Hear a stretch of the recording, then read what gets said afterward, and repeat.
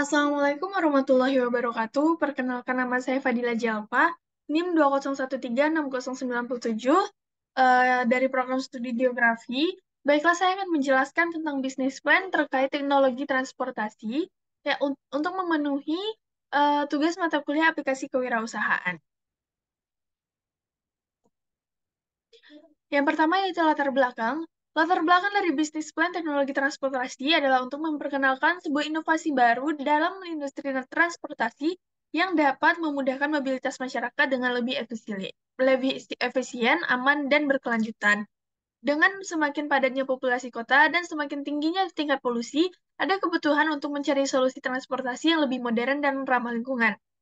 Teknologi transportasi dapat mencakup beberapa hal, seperti mobil listrik, kendaraan otonom, pengembangan, jaringan transportasi publik yang lebih efisien, dan teknologi pembayaran digital untuk transportasi. Selain itu, teknologi transportasi juga mencakup aplikasi dan platform yang digunakan untuk memesan dan membayar transportasi secara online, serta pengumpulan dan analisis data untuk meningkatkan pengalaman pelanggan.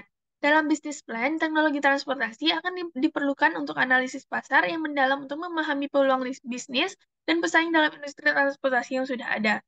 Selain itu, perencanaan strategi bisnis yang matang juga diperlukan untuk menentukan visi dan misi perusahaan, target pasar, produk atau layanan yang ditawarkan, rencana pemasaran, dan proyeksi keuangan untuk beberapa tahun ke depan.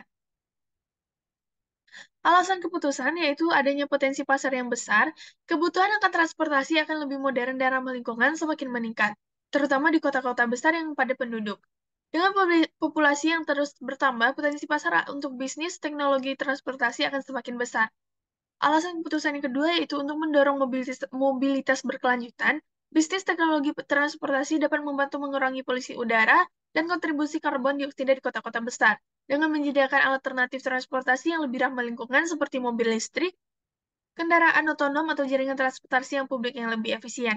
Alasan keputusan yang ketiga yaitu potensi keuntungan yang lebih tinggi. Industri transportasi adalah industri yang besar dalam menghasilkan banyak pendapatan. Dengan memanfaatkan teknologi dan memberikan solusi inovatif, bisnis teknologi transportasi dapat menghasilkan potensi keuangan yang akan tinggi. Alasan keputusan yang keempat yaitu adanya kesempatan berbisnis yang luas. Industri transportasi melibatkan banyak elemen, mulai dari pengambilan teknologi hingga jaringan transportasi yang logistik. Dengan demikian, bisnis teknologi transportasi menyediakan kesempatan bisnis yang luas dan banyak peluang untuk terlibat dalam sektor ini. Selanjutnya yaitu visi dan misi. Visinya yaitu menjadi pemimpin dalam industri transportasi yang ramah lingkungan dan berinovasi dengan menggabungkan teknologi terbaru dengan pengalaman pengguna yang mudah dan nyaman. Misi yang pertama yaitu menyediakan solusi transportasi yang ramah lingkungan dan inovatif untuk meningkatkan kualitas hidup masyarakat di seluruh dunia.